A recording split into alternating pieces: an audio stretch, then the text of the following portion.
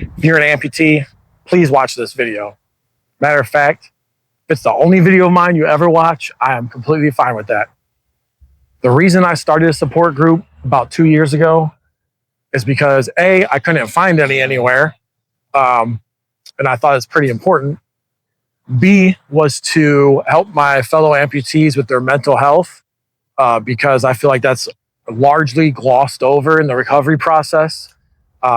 If you get something implanted into your body, like a nerve stimulator or anything like that, your insurance requires you to go to a psychiatrist to just make sure you're of sound mind and you know that something's being implanted into you. So why is that not built into amputees? I don't know. And C, because I want to make sure all amputees know their rights and pretty much how insurance works, because a lot of us get taken advantage of.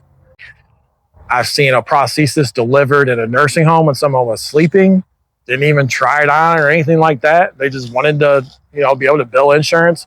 I've seen multiple times limb protectors and shrinkers just delivered to a patient in the hospital the day or two after surgery while they're sleeping. They have no idea how it works. How is this possible? I want you to know, if you go to a prosthetist and you tell them, I want to try 3 feet, 5 feet, and they tell you no, they don't have time for that, leave. That's your right. And it's the same with knees. You got to try at least 2 or 3. The biggest thing with amputees is you don't know what you don't like until you tried it. I would have no idea that I didn't like rotation on a foot if I wouldn't have tried a foot with rotation. It just hurt my back. I didn't like it.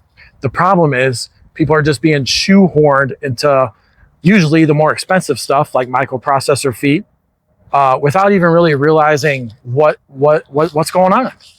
I met a guy yesterday. He's been a below knee amputee for 3 months. I asked him, how do you like your foot, bud? He said, it's fine. I get along great. He's a K3, so he moves around really good. I said, well, what other ones did you try? He said, what do you mean? He's like, this is what they gave me. And I'm just like, okay. Of course, it was a microprocessor foot, which they can bill insurance for quite a bit of money over just a basic carbon fiber foot. In my case, I'd rather have a basic fiberglass foot, carbon fiber foot, because more moving parts for me, I'll just break it and I'm done for. So if you're going to a clinic and they tell you don't have time to let you try different products, please go somewhere else. The next thing is insurance rules. So your prosthetist gets paid one time, and that's when you sign for delivery. So all those appointments, check sockets, all that stuff, to them, time is money, and they're not getting paid any extra if they see you 2 times or 20 times. So what happens, they want to get paid. So a lot of times they will either make you feel guilty, make you feel like this is how it's supposed to feel, it's going to be uncomfortable for a while, and get you to sign the delivery ticket so then they can bill your insurance. If you are not 1000% satisfied with your prosthesis, and that goes for orthotics too, or with your prosthesis, do not sign for delivery. Do not take it home. Tell them what you're feeling and it needs to get fixed. If they can't make you a comfortable leg that's relatively pain-free, go somewhere else. There's plenty of places to go. I know most people only hear of one place because they're in every hospital, but you can go wherever you want. It's your choice. You're the amputee, you're the boss.